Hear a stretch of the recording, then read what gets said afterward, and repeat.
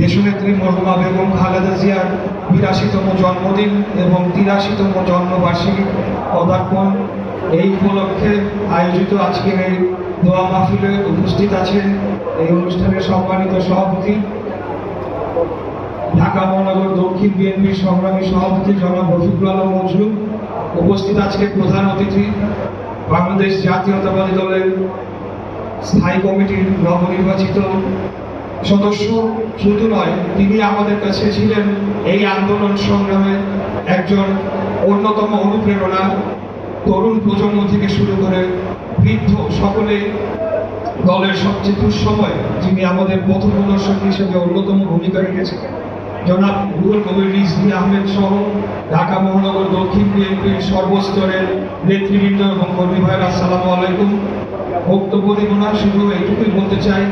আমাদের নেত্রী তিনি আমাদের যে রাজনৈতিক শিষ্টাচার এবং শিক্ষা আমাদেরকে দিয়েছেন এবং